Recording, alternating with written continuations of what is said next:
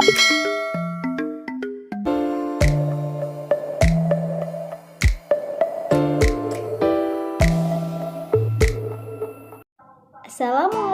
warahmatullahi wabarakatuh. Halo teman-teman semuanya, perkenalkan nama saya Intan Safira. Nama saya Puput Nurul A'la. Saya Cud Nurul Azza. Di tugas PPT kami kali ini, kami membahas tentang kombinasi gerak dasar. Baik, yang pertama pengertian. Pengertian kombinasi gerak dasar. Gerak dasar merupakan dasar untuk mempelajari dan mengembangkan berbagai keterampilan teknik dalam berolahraga dan aktivitas fisik seumur hidup.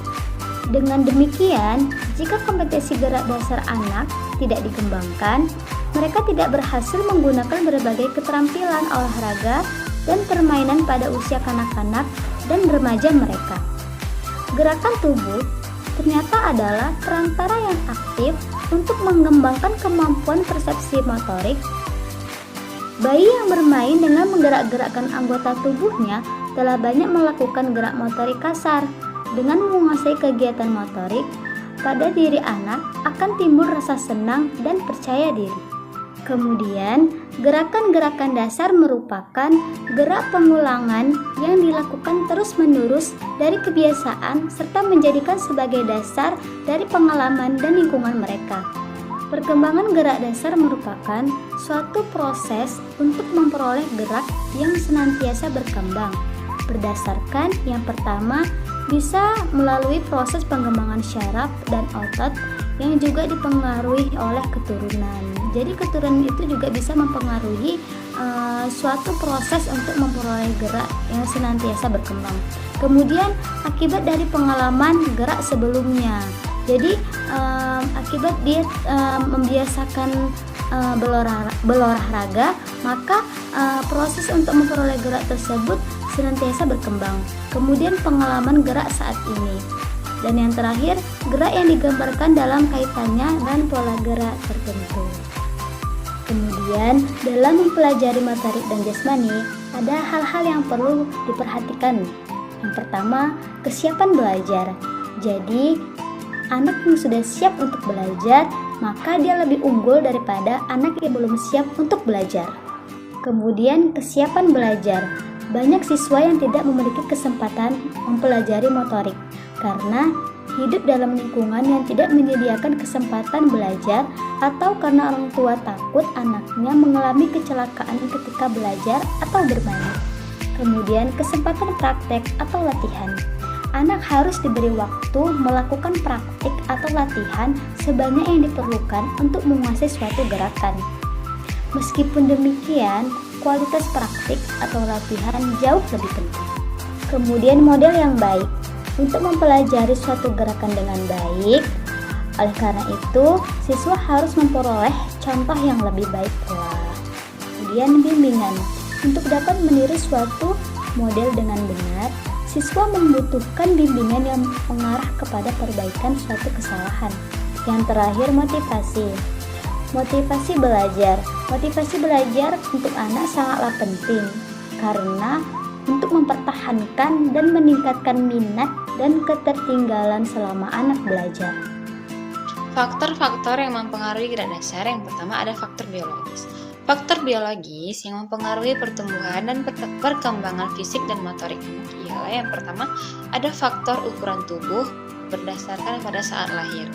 Yang kedua ada faktor genetika atau keturunan. Yang ketiga ada faktor jenis kelamin berdasarkan kedewasaan. Yang kedua ada faktor lingkungan. Faktor lingkungan yang mempengaruhi pertumbuhan dan perkembangan fisik dan gerak dasar diantaranya ialah yang pertama ada faktor budaya yang mencakup bahasa, seni, ekonomi, politik, dan pandangan hidup, serta keagamaan. Faktor keadaan alam, faktor kebiasaan keluarga, faktor kesukaan, faktor sosial atau masyarakat seperti keluarga, kelompok, bermain, dan organisasi. Selanjutnya, ada faktor yang berpengaruh terhadap laju perkembangan gerak dasar. Yang pertama ada sifat dari genetik, seperti kondisi pralahir yang menyenangkan, khususnya gizi makanan sehat. Kelahiran yang sukar, anak yang IQ tinggi menunjukkan perkembangan yang lebih cepat adanya rangsangan dorongan dan kesempatan untuk menggerakkan semua bagian tubuh. Perlindungan yang berlebihan akan melumpuhkan kesiapan berkembangnya kemampuan motorik. Rangsangan dan dorongan yang lebih banyak dari orang tua. Yang kedua, ada dalam perkembangan motorik. Perbedaan jenis kelamin, warna kulit, dan sosial ekonomi lebih banyak disebabkan oleh perbedaan motivasi dan pelatihan ketimbang anak karena perbedaan bawaan. Adapun keuntungan memiliki gerak dasar. Melalui keterampilan gerak dasar, anak dapat menghibur dirinya dan memperoleh perasaan sama. Melalui keterampilan gerak dasar, anak dapat beranjak dari kondisi tidak berdaya pada bulan-bulan pertama dalam kehidupannya ke kondisi yang mandiri. Perkembangan keterampilan gerak dasar sangat penting bagi kepribadian anak. Melalui perkembangan gerak dasar yang normal memungkinkan anak dapat bermain atau bergaul dengan teman sebayanya. Melalui perkembangan gerak dasar juga, anak dapat menyesuaikan dirinya dengan lingkungan sekolahnya. Komponen gerak. Gerak dasar merupakan kemampuan yang dimiliki seseorang sejak kecil dari masa kanak-kanak yang akan berpengaruh terhadap keterampilan geraknya. Komponen-komponen motor ability yaitu ada kecepatan, kekuatan, daya tahan, power, koordinasi mata dan tangan, koordinasi mata dan kaki, kelincahan, serta keletukan. Kegiatan gerak dasar anak mampu menunjukkan manfaat dari kegiatan lari terhadap perkembangan badannya.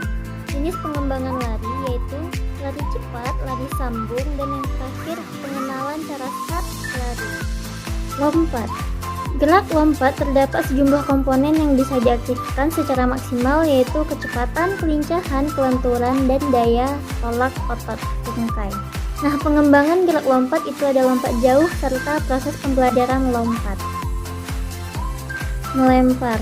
Melempar pada prinsipnya adalah kemampuan memindahkan suatu objek melalui udara dengan menggunakan tangan. Nah, hal-hal yang perlu difokuskan adalah konsep geraknya secara menolak dan mengayun, dan tentu selalu disajikan dalam suasana bermain tanpa beban.